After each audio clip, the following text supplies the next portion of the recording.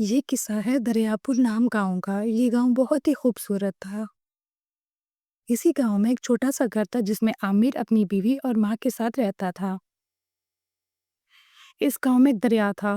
اس گاؤں کے لوگ اسی دریا کے ذریعے اپنی روزی روٹی کماتے تھے۔ عامر بہت محنتی اور سادہ دل تھا، مگر اس کی زندگی قرضے میں ڈوبی ہوئی تھی۔ وہ ہر وقت پریشان رہتا تھا اور اس کے دروازے پر لوگ ہمیشہ آئے رہتے تھے اپنا قرضہ واپس لینے۔ عامر اس چیز سے بہت پریشان رہتا تھا۔ ایک شام عامر کام سے واپس آ رہا ہوتا ہے تو دیکھتا ہے کہ سیٹھ ہری لال اپنے ایک آدمی کے ساتھ اس کے پاس آتا ہے۔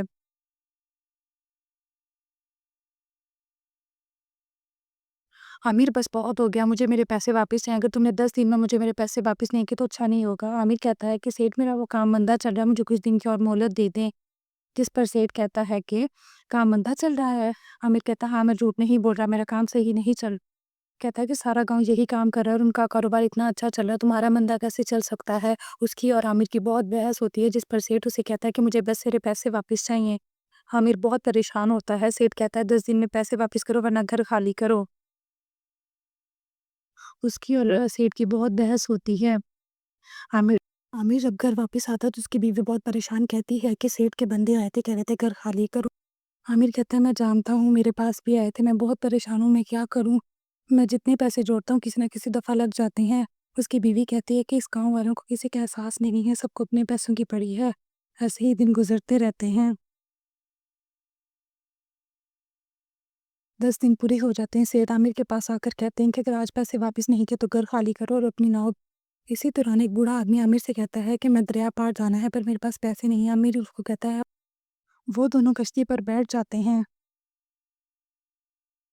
جیسے ہی کشتی دریا کے درمیان پر پہنچتی ہے، وہ بوڑھا اٹھتا ہے اور کہتا ہے مجھے یوں اتار دو، اور دریا میں چھلانگ لگا دیتا ہے، جس سے عامر بہت پریشان ہوتا ہے اور وہ اسی کے پیچھے دریا میں چھلانگ لگا دیتا ہے۔ اچانک عامر ایک دوسری دریا میں پہنچ جاتا ہے۔ عامر بہت پریشان ہوتا ہے کہ میں کہاں پر پہنچ گیا، سب کچھ الگ ہے، میرا گھر کہاں ہے، میری کشتی؟ وہاں پر ہر چیز بہت الگ ہوتی ہے، وہاں پر بولنے والے درخت اور جانور ہوتے ہیں۔ اسی طرح چلتے چلتے عامر ایک جگہ پر پہنچتا ہے جہاں پر ایک بولنے والا بڑا درخت ہوتا ہے۔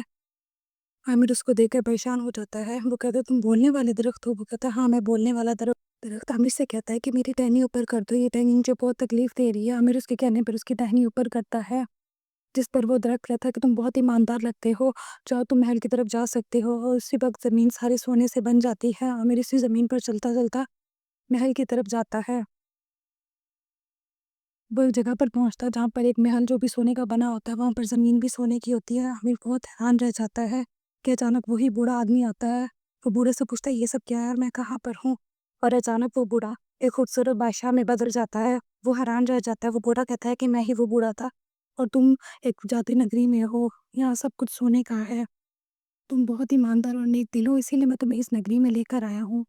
وہ عامر کو اندر لے جاتا ہے۔ محل کے اندر بھی دیواریں ہر چیز سونے کی بنی ہوتی ہے۔ وہ عامر کے کمرے میں لے جاتا ہے جو سونے سے بھرا ہوتا ہے۔ وہ عامر سے کہتا ہے تم جتنا چاہو یہاں سے لے سکتے ہو، پر ایک بات یاد رکھنا، اگر اس دنیا کا کسی اور کو پتہ چلا تو دروازہ بند ہو جائے گا، تمہیں اس دنیا کو چھپانا ہوگا۔ جس پر عامر کہتا ہے کہ میں کسی کو نہیں بتاؤں گا۔ وہ عامر سے کہتا ہے کہ تم جتنا سونا چاہتے ہو یہاں سے لے جاؤ۔ عامر ایک پورا تھیلا بھر لیتا ہے سونے کا۔ عامر بہت خوش ہوتا ہے، وہ تھیلا لے کر جا رہا ہوتا ہے تو وہ دوبارہ عامر سے کہتا ہے اس دنیا کو کسی کو پتہ نہ چلے۔ پھر عامر واپس اپنی کشتی پر جاتا ہے۔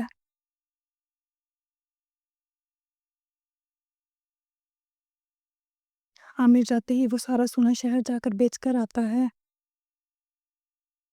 اور اس سونے کی اسے اچھی قیمت ملتی ہے، جس سے عامر بہت خوش ہوتا ہے اور وہ قیمت لیتا ہے اور گھر واپس چلا جاتا ہے۔ گھر آتے ہی عامر سیٹھ کو عامر سرپنچ کو بھی اس کی رقم واپس کرتا ہے اور ایک خوبصورت سا گھر بنا لیتا ہے اور گاؤں میں سب سے خوبصورت گھر عامر کا بن جاتا ہے۔ عامر اب بہت خوش ہوتا ہے لیکن وہ اس دنیا کے بارے میں کسی کو نہیں بتاتا۔ عامر بہت پر اعتماد ہوتا ہے۔ ایک دن اچانک اس کی بیوی اس سے پوچھتی ہے کہ تم یہ سب پیسے کہاں سے لا رہے ہو؟ میں مانتی ہوں تم وہ غلط کام نہیں کر رہے، مگر عامر اس کو نہیں۔ سیٹھ غصے میں اپنے آدمی سے پوچھتا ہے کہ عامر کے پاس اتنا پیسہ کہاں سے رہا ہے؟ وہ اس کو بتاتا ہے کہ میں نے چھپ کر دیکھا ہے کہ وہ ندی کنارے جاتا ہے اور وہاں سے پیسے لے کر آتا ہے، اور وہ جب آتا ہے تو اس کی کشتی پیسے سے بھری ہوتی ہے۔ وہ دونوں اس کی کشتی کے پاس جاتے ہیں۔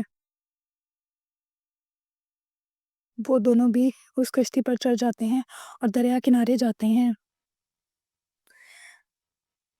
جب وہ دریا کے درمیان میں پہنچتے ہیں تو وہ دونوں بھی دریا میں چھلانگ لگا دیتے ہیں. اچانک زمین سخت پڑ جاتی ہے اور ایک بہت بڑا طوفان آتا ہے. ان کی کشتی اور باقی کشتیاں بھی ڈوب جاتی ہیں.